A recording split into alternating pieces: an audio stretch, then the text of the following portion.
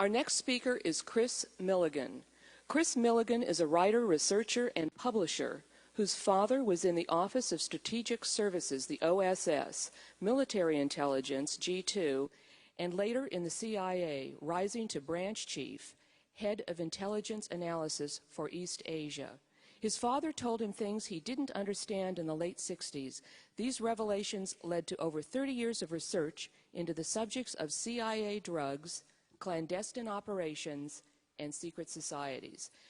His publishing house, C.I.A, brought Anthony Sutton's America's Secret Establishment, An Introduction to the Order of Skull and Bones, to a wider audience, published the book Expendable Elite by Lieutenant Colonel Dan Marvin, a tale of Special Forces commander and his tangles with the CIA. C.I.A's most recent release is Fleshing Out Skull and Bones. C.I.A also has the book Ambushed, Secrets of the Bush Family, the Stolen Presidency, 9/11, and 2004, coming out in April. Chris produced two CIA drug symposia in 2000 that brought together top researchers, whistleblowers, authors, and academicians in the field. He lives in a rural community outside Eugene, Oregon. Please welcome Chris Millegan.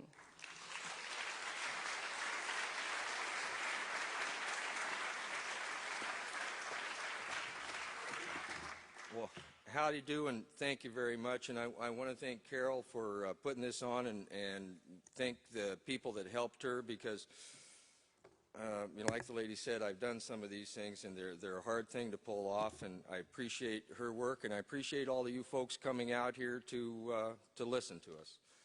And thank you. Well, I'm kind of a hippie, and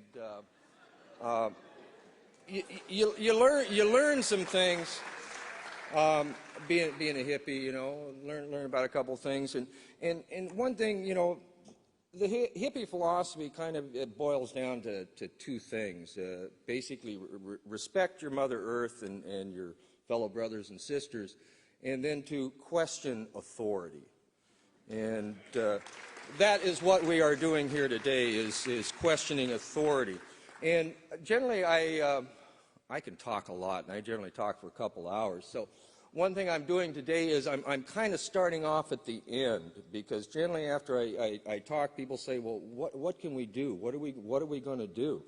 And, you know, Mr. Gandhi was an amazing fellow. And, you know, he basically got the British out of India. And one of the first things he did, you know, they told him that an Indian couldn't manufacture salt. An Indian had to buy the salt from the British, or who they told him to. Well, he said, what do you mean? And he organized a march, and they marched down to the ocean, and he got some salt water to come up and let it evaporate and made salt, you know. And these people, you know, that we're dealing with aren't going to leave out of an election, you know. They know all our hopes and our fears, and they play on our hopes and our fears. And I personally think, I've been looking at it a long time, and from Anthony Sutton, who's been looking at it a long time, he said, these people aren't going to get elected out. But their corruption is so outrageous that it won't last forever. And people see the corruption, and that's one reason why we're here. And how are we going to get rid of this corruption? My personal thing is I think that it's going to take nonviolence, peaceful demonstrations, because there are way more of us than there are of them. And we can take back our republic with pots and pans. And like he says there, he says, when I despair, I remember that all through history, the way of truth and love has always won. There have been tyrants and murderers, and for a time, they can seem invincible. But in the end, they always fall. Think on it. Always.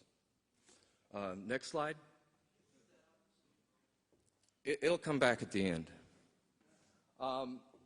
God, man, and magic at Yale. That's basically what I speak about, and we aren't going to be able to get into all of this. Okay, the Order of Skull and Bones, mass psychology, propaganda, the Hegelian dialectic, and current events. Okay, there was a decision made by these people, okay, in the early 1900s, to go with the new scientific thing of propaganda and use propaganda and mass psychology on us people to move us in the direction that they wanted to use. And then they use the Hegelian dialectic, and they pay a lot of attention to the extremes, and they've created, well, I shouldn't say they've created, but they have tried to influence always the left and the right to try and control both sides to move history in the direction where they want to. When Hegel was talking about the dialectic, he was saying, well, this is kind of how history works. Well, these guys looked at that and they says, well, yeah, that's kind of true. That's kind of how history works. It goes to one extreme and then the other extreme and whatnot. So they started to create these extremes to play them against each other. Next slide. Skull and Bones. I mean, they are a secret society. They have been around officially as the Order of Skull and Bones since 1832. Okay? That's generations. We are dealing with lies that were told before we were born. And one of the things that Skull and Bones did, one of the very first things they did, if you look at their membership list, you see a lot of teachers and a lot of reverends. And they took over our education system very, very early on, brought us an education system that was developed in Prussia. The Prussians were very mad at the people because Napoleon beat them up in the early 1800s. And Johann Wolfgang Fichte, in his third address to the German people, says, we're going to take your children and we're going to teach them what and how and when to think. And they even took kids by bayonet point. And they took them to the schools, and they created 3 schools. They created the folk schools, they created the institutes for the helpers of the elites, and then the academies for the elites. And in the folk schools, what they found is if they took the classical education, which was kind of in around and everything kind of related, they says, well, if we just take the subjects apart, teach them for about an hour, put bells in between, sound familiar, we can create a false construct around people. And then by manipulating the extremes of that construct, we can continually move on through generations and dumb us down. Okay? And they've been especially about our civic heritage, about what we are. I mean, they've been working very hard to convince us all we live in a democracy. We live in a democracy. Well, we don't. We live in a republic. And my rights come from God. They do not come from a piece of paper. They do not come from a vote of the people. And that piece of paper, that Constitution, limits the power of government. But they have, I'm 54 years old. I did not have a civics class. My older brother had a civics class, but they have continued to move it down. And then, seems like those are skulls and bones and whatnot. Now, where do you see that symbol? You see that symbol on bottles of poison. Why? Because it'll kill you. It's death. These guys are the brotherhood of death. Okay? When you look at like conspiracy literature, and I've spent my time looked at a lot of conspiracy literature, and one thing I want to tell people is caveat lector, be aware of what you read. And be especially aware of what you believe. Because I can show you a conspiracy book, blame it on these people, a whole bunch of different people. Because a conspiracy theory does not have to be true to have an effect. And they always denigrate conspiracy theories, but they're playing us with conspiracy theories all the time. Next slide. Well, there he is, Mr. George Bush, Judge George W. Bush. And, when these guys get asked about the Order of Skull and Bones, what do? Well, they either lie. George Bush, one time, he says, Skull and Bones? Well, it doesn't exist. It's so secret, it doesn't exist. Or they say the standard little line, oh, well, you know, it's just so secret, I can't talk about it. You were both in Skull and Bones, the secret society. It's so secret we can't talk about it. It's so secret we can't talk about it.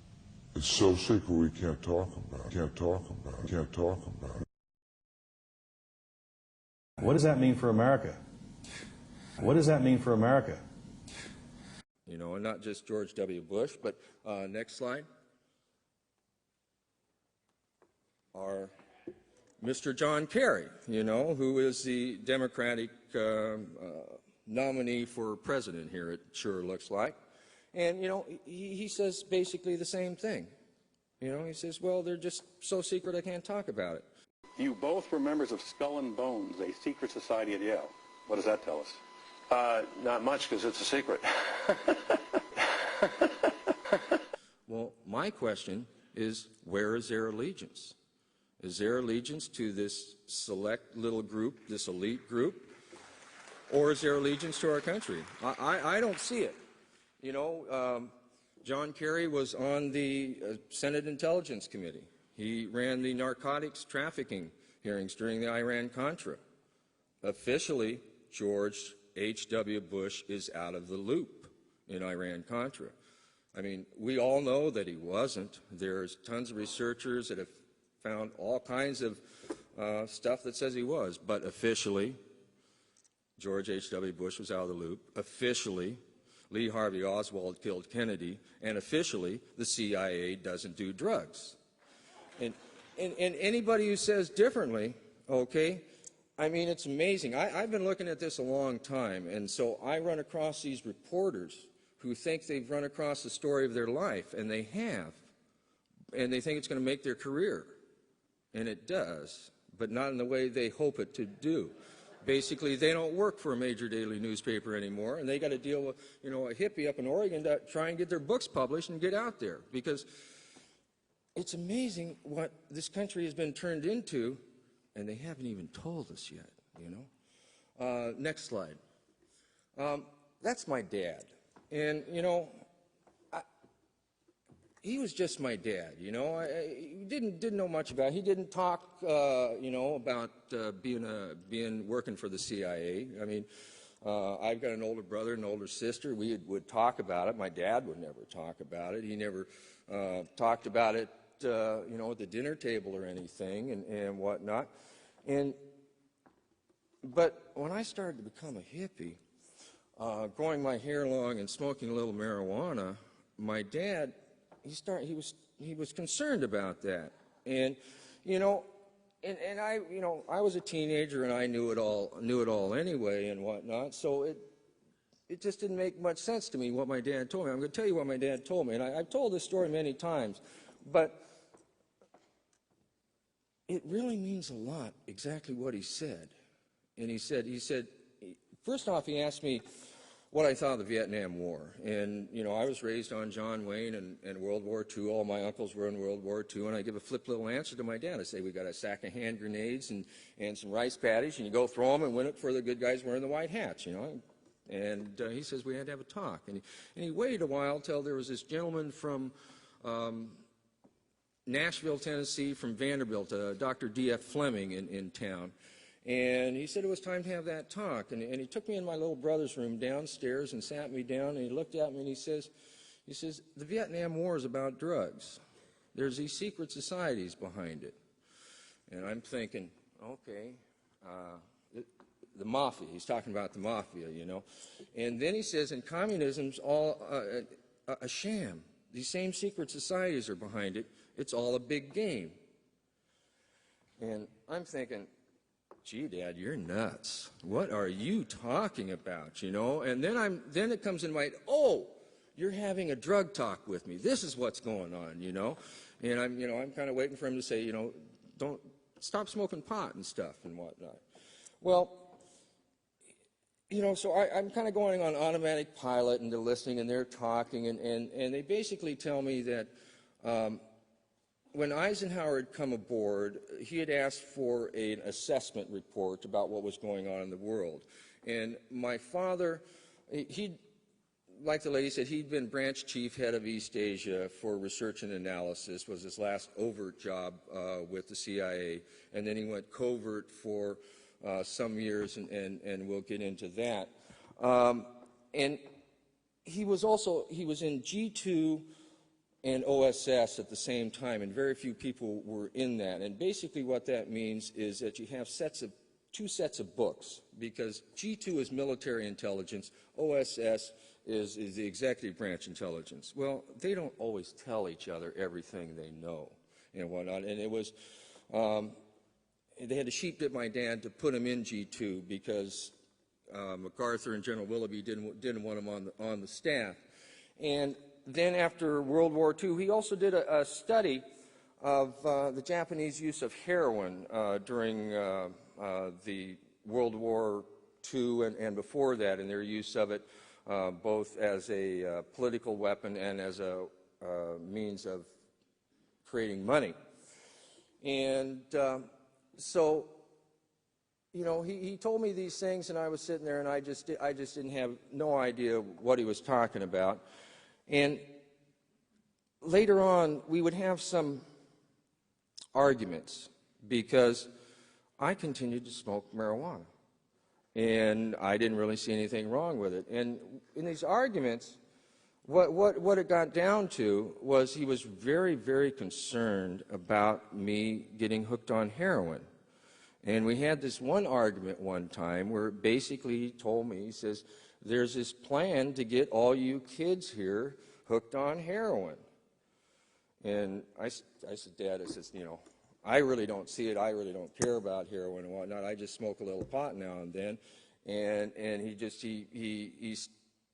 didn't really see much difference between pot and heroin and whatnot. And he just kind of turned and spat out this thing. He says, you are just going to be making money for them.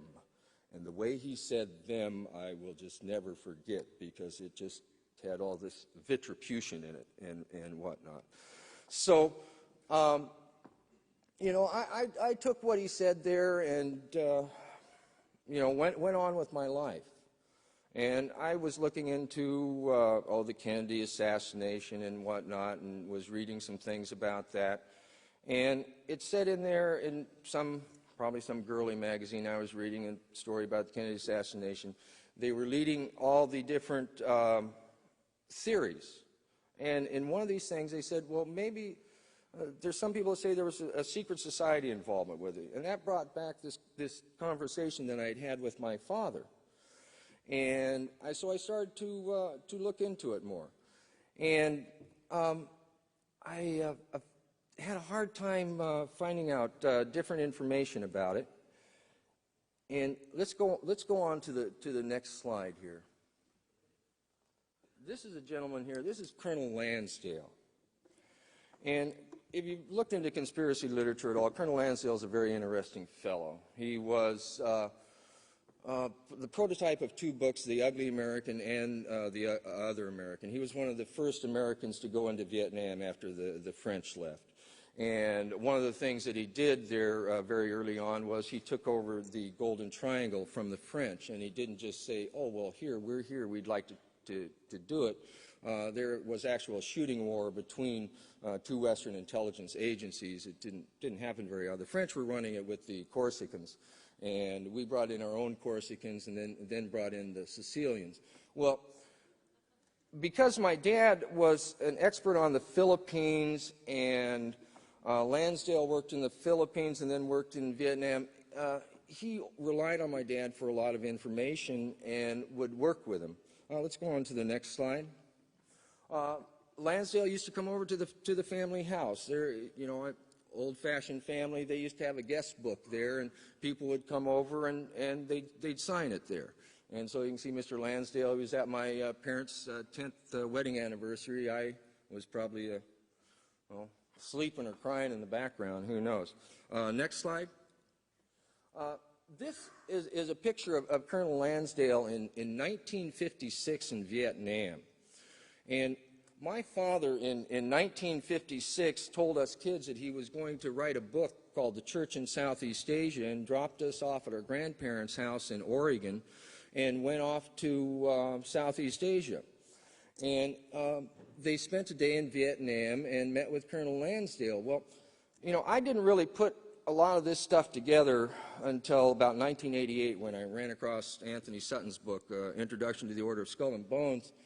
And my dad died in 1990, and I really didn't get to talk to him a lot about it, but I was talking to my mother one day because I was really interested in this trip that they did in 1956 because I was researching CIA drugs and different things, and they had gone to Chiang Mai, Thailand. And Chiang Mai, Thailand is the second largest city in Thailand now. It's grown a great deal. It has banks, all have branches there, and it's basically a heroin city built on heroin. And I was interested in how big Chiang Mai was in '56, and so I asked my mother, and she says, well, the biggest thing in Chiang Mai was the church. And she got out her picture book and was showing me these pictures of Chiang Mai. And then my mother said, she says, and you know, that's when I stopped believing everything that was in the newspapers. And I says, well, why, Mom? And she says, well, because when they were there in Chiang Mai, there was these big headlines in the newspaper and pictures and everything talking about this big battle in Vietnam right where they had been the day before. And she said, there was no battle there. And I kind of laughed, and I says, well, Mom, what do you know about Colonel Lansdale? And she said, well, he's a handsome, charming guy. I'm sure he was. And that's what she thought of me. I says, well, I kind of laughed. I says, well, Mom, I says, we know from the historical record that Colonel Lansdale in the Philippines went out and did complete fake battles, sometimes complete with ketchup and whatnot. And so here, let's go to the next slide here. That's my mother, and she was either, you know, taking pictures or getting her picture took. And if you can see down here, guy at the shore, that's Lansdale again, in you know, in the similar picture. And if you look at what my mother wrote on the side of the picture there, it says Eudora, that's my mother's name. Eudora out from Saigon with Colonel Lansdale and North Vietnamese military leaders. Okay, and what I'm trying to impress upon you is the games that these people play. Okay, they play us for games. Okay, and why do they have fake battles out in the middle of the jungle? Okay, why do they do that?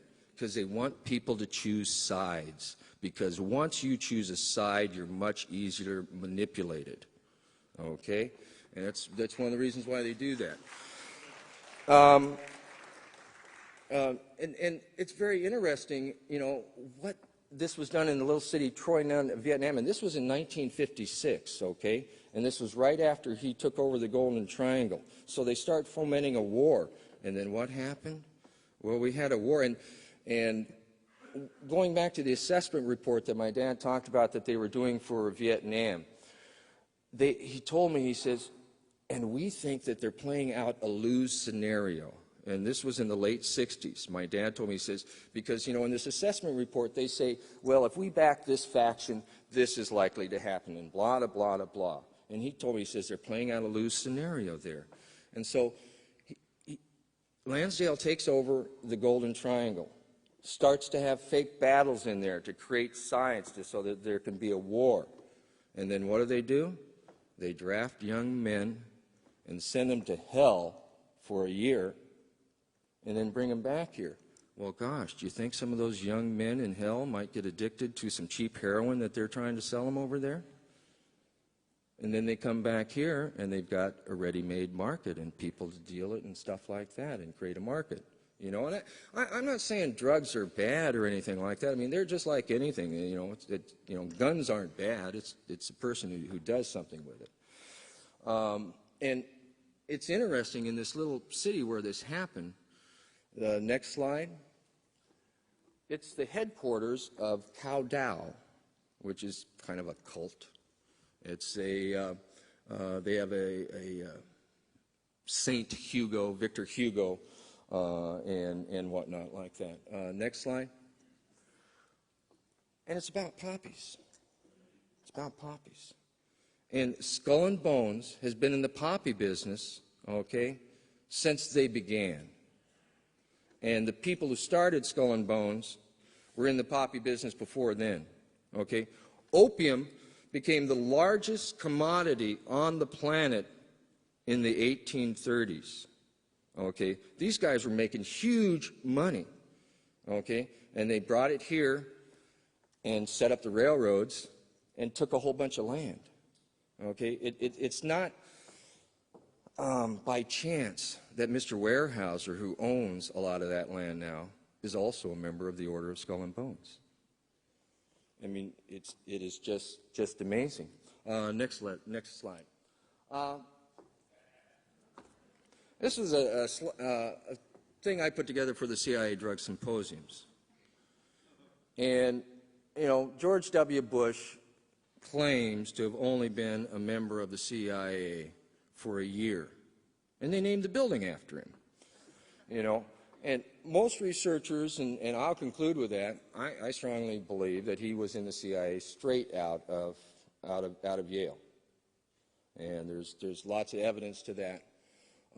And one of his jobs was to coordinate the drug running and put it under a national security state. Okay, so they don't have to bring it in themselves.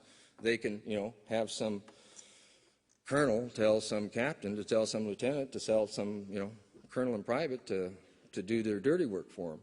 And then they work with the mob to sell the drugs, you know.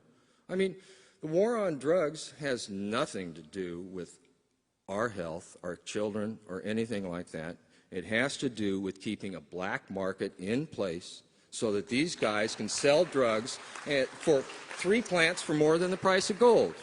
And that is the reality of it. No ifs, ands, buts about it. These guys, you know, there's some games that they play. One of their big games, too, is war. You know, people out there probably seen the movie Skulls. And if you've noticed in there, one thing they do is they talk about war. It was always in the background in the pictures there. And Skull and Bones is at Yale University, which is in New Haven, Connecticut, if people don't know. Connecticut, for many years, was known as the arsenal of democracy. Why? Because more per capita defense spending was spent in Connecticut than any other state. Okay? The military-industrial complex started in Connecticut in the 1800s. Next slide. Opium Empire and the Global Political Economy. A very good book. If you want, you know, I wouldn't believe me. I mean, I'm just a hippie. This guy is a professor in Australia, and he's just nailed it completely, you know. And he talks about how the drug, and I would strongly, you know, if somebody wants to understand it, get that book. Next slide. Skull and Bones. They do all kinds of interesting things. This is the Supreme Court. The Chief Justice of the Supreme Court there is Morrison R. Waite. He's a member of the Order of Skull and Bones. And with 2 sentences and with no debate, he gave corporations the right of personhood. You know, I mean, they just bastardized the 14th Amendment. And that's things that, like Skull and Bones does. Next slide. Out of the same class that Morrison R. Waite came Dr. Benjamin Silliman, Jr. He's a member of the Order of Skull and Bones. He invented the crack distillation process and invented gasoline. He made the first petrochemicals from raw, what they called at that time, rock oil.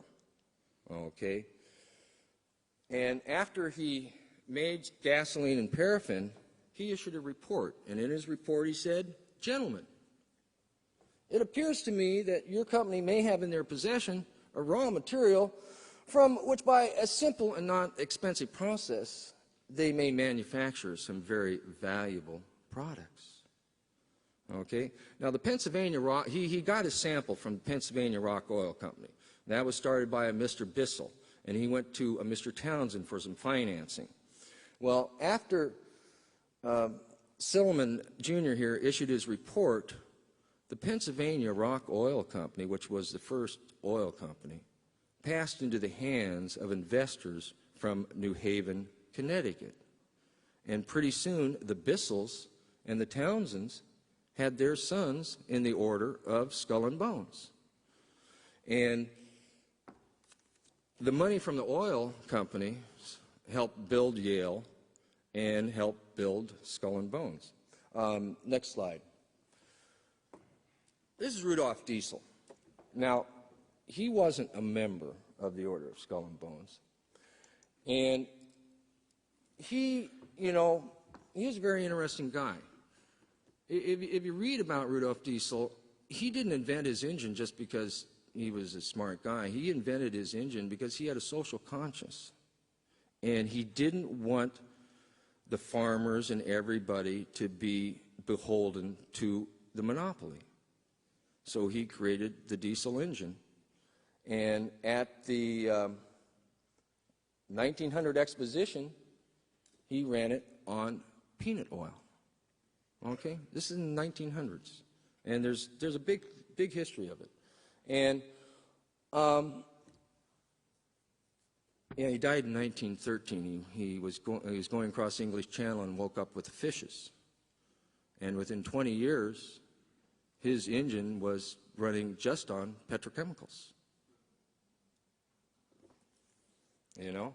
And petrochemicals, you know, aren't just gasoline. You know, they're plastic and all other kinds of things.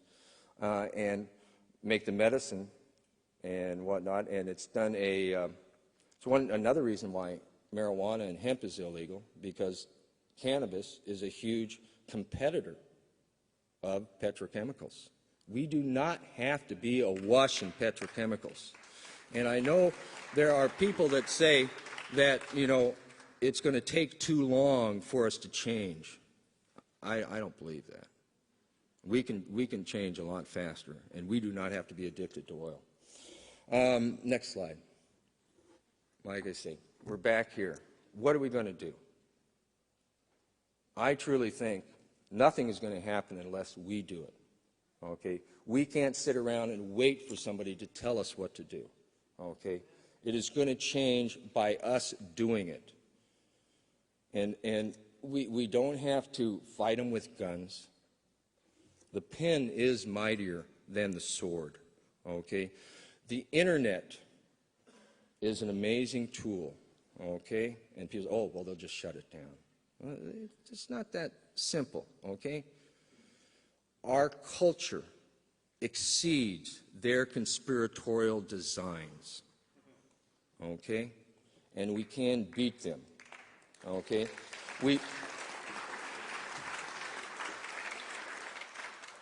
The internet, the only thing that we have in the historical past like it is Gutenberg's press. And Gutenberg's press got rid of the oligarchy at that time, the Roman Catholic Church, which if you didn't believe what they said, you burned, and also brought us about our republic through the books that were developed and the thoughts that went back and forth. And us people are way much stronger than these people. The main tool that they have right now is the media. Okay? But look, with all of their power and with everything that they have, all the stuff they have behind them, the most that they can do is to get 2,500 people in a southern military town to say, oh, isn't George Bush great? Okay? But several 100,000 people marched impromptu in New York City. Okay? You go out on the internet, how many websites do you find that say, gosh, isn't George W. Bush dynamite? Isn't he groovy to have as our president? And 9/11, boy, you know, yeah, we ought to get behind. I mean, it's not out there, okay? Because people aren't buying what they're selling, okay? But one thing that people don't have is they don't have another place to go to get it, okay? There is the internet, and they can go to get there. They have tried to, you know, make the internet look bad and whatnot. But it is happening. We haven't even seen all the reverberations that the internet has already created. Okay? And what we need to do is just to bring it to a head okay? And this isn't just happening in the United States. This is happening worldwide. And there is a change that happened. There's another book called Generations, which came out in the late 1990s. And what it talks about that there's 4 generations that go through history, and they nurture each other. And at a certain point in time, there is a big change that happens, and no matter who you are, what you can't stop it. And these guys talked about in 1990 that this was going to happen in 2003, 2004, when that change was going to start. And it is started. And now is the time to come to the aid of your country. And we need to go out in the streets. Thank you.